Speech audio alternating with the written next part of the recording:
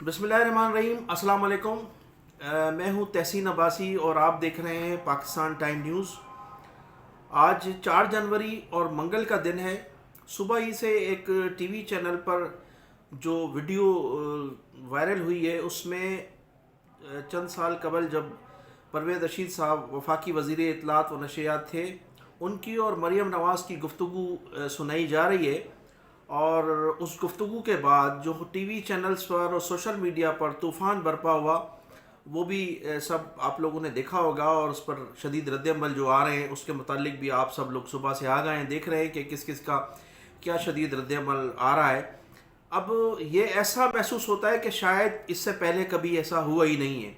लेकिन अगर तज्ज़िया किया जाए और अगर माजी की तरफ देखा जाए तो ये सिलसिला जो भी जमहूरी हुकूमत आई है उस दौर में भी हुआ है और फ़ौजी हुकूमतों में भी ऐसा होता रहा है। अपने सहाफ़ियों को, दोस्तों को नवाजा जाता है, जो उनके मुतालिक लिखते हैं या जो उनके मुतालिक बोलते हैं उन सब को नवाजा जाता रहा है, माजी में भी हो रहा है। ये तो नवाज़ शरीफ साहब ने महज बास्केट दिए हैं, वरना तो हुकूमतों के दौर में प्लॉट दिए गए हैं, परमिट दिए गए हैं, माली मदद की जाती रही है और अखबारात को इश्तारात अपनी मर्ज़ी से दिए जाते रहें, उन अखबारात को इश्तार दिए जाते रहें जो उनकी फेवर में बात करते रहें।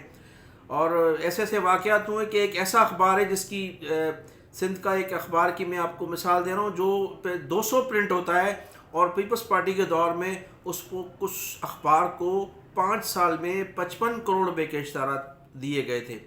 तो ये सिलसिला रुका नहीं है, ये सिलसिला माजी में भी जारी था, आज भी इसका सिलसिला जारी है। और इस पर इतना तूफ़ान बर्पा करना मेरे ख़्याल से अफसोस की बात है। अब वो सहाफ़ी भी, वो हमारे सीनियर सहाफ़ी दोस्त भी इस पर ये वावेला कर रहे हैं जो माजी में ख़ुद नवाजे गए हैं, ख़ुद पैरोल पर हुआ करते थे। बहुत से हमारे सीनियर दोस्त हैं जो सियासी जमातों के पैरोल पर होते हैं, बहुत से लोग हैं जो वज़रा के पैरोल पर होते हैं, जो उनकी बात करते हैं, उनकी तारीफ़ें करते हैं। ये कई सालों से ऐसा सिलसिला जारी है। इस पर इतना तूफ़ान बर्पा करना मेरे ख़्याल से सरासर बेवकूफ़ी होगी। और जो लफ्ज़ इस्तेमाल किए हैं हम पूरी तरह से उसकी मज़म्मत करते हैं। सहाफ़ियों को वो इस तरह से अल्फाज से नवाजना काबिल मज़म्मत बात है, उसकी हम शदीद मज़म्मत करते हैं। अब हम आते हैं जो मुल्क की जो मौजूदा सियासी सूरत हाल बनने जा रही है और जो हमारे मुख्तलिफ हलकों से जो मुस्लिम लीग नून के मुज़ाकरात भी हुए हैं, इंतहाई बावसूख ज़राए से जो हम तक इत्तला पहुँची हैं कि मरीम नवाज़ को लंदन भेजने का फ़ैसला किया जा चुका है। वो बहुत जल्द लंदन परवाज़ कर जाएंगी और फिर अपने वालिद मियाँ नवाज़ शरीफ के साथ वो लंदन से वापस आएंगी।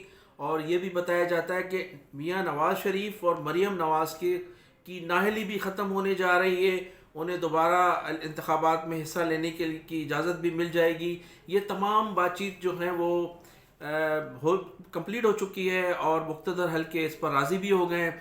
इसमें जो है नवाज़ शरीफ के सिलसिले में 3 मुल्कों ने अपनी ज़मानतें दी हैं। उसमें कतर, सऊदी अरब और मुत्तहदा अरब इमारात के जो हुक्मरान हैं उन्होंने इस्टेब्लिशमेंट की को ये ज़मानत दी है कि अगर ये इनको इजाज़त दी जाए और ये पाकिस्तान में आ जाएंगे तो ना तो फ़ौज के ख़िलाफ़ बात करेंगे, ना इस्टेब्लिशमेंट के जो दूसरे लोग हैं उनके ख़िलाफ़ बात करेंगे और ना किसी से इंतकामी कार्रवाई करेंगे।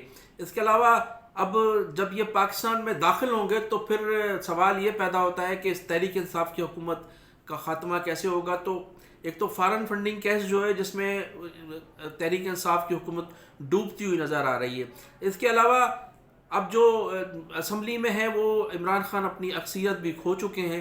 यही वजह है कि वो बिल पास होना उनके लिए ख़ासा मसला पैदा हो गया है। तो ये कहा जा रहा है कि एक तो जो वो बिल पास करने जा रहे हैं अगर उसमें उनको नाकामी होती है तो फिर फौरी तौर पर पाकिस्तान पीपल्स पार्टी, मुस्लिम लीग नून और पाकिस्तान तहरीक इंसाफ के जो इत्तेहादी साथी हैं वो सब मिलकर अदम एतमाद की तहरीक पेश करेंगे। जब अदम एतमाद की तहरीक पेश की गई तो उसके फौरी बाद वज़ीर आज़म असम्बली तोड़ने का ऐलान कर सकते हैं। उस सूरत में इस मुल्क में नए इंतखाबात होंगे और जब नए इंतखाबात अगर जुलाई तक नए इंतखाबात की कोई तारीख दी जाती है तो तहरीक इंसाफ तो वैसे भी अपनी मकबूलियत खो चुकी है मुल्क भर में महंगाई की वजह से।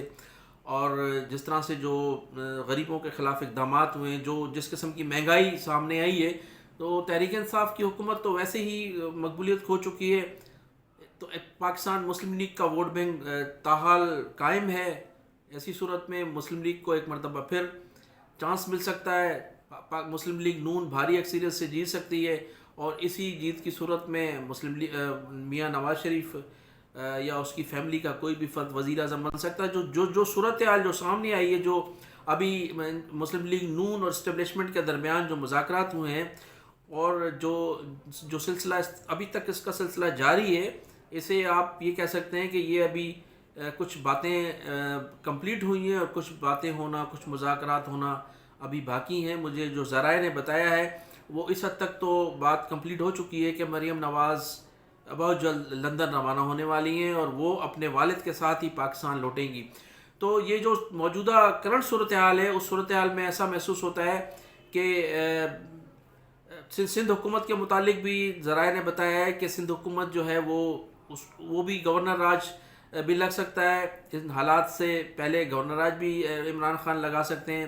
اور پھر اگر مرکز میں مسلم لیگ نواز کو حکومت دی جاتی ہے تو پھر پیپلز پارٹی کا کردار اپوزیشن کا بڑا اہم کردار ہوگا. اور نواز شریف کو جو حکومت دیے جانے کا امکان ہے، جو ذرائع نے بتایا ہے، وہ اتنی کمزور ہوگی کہ اس کو جو ہے ایک سخت اپوزیشن دی جائے گی پیپلز پارٹی کی صورت میں، اور پیپلز پارٹی بڑا اپنا اپوزیشن کا بڑا کردار ادا کرے گی. ناظرین، میں انہی الفاظ کے ساتھ آپ سے اجازت چاہوں گا کہ آپ میرے چینل کو سبسکرائب بھی کیجیے گا، لائک بھی کیجیے گا، اور کمنٹ سیکشن میں جا کر اپنی قیمتی رائے کا اظہار ضرور کیجیے گا. پاکستان زندہ باد.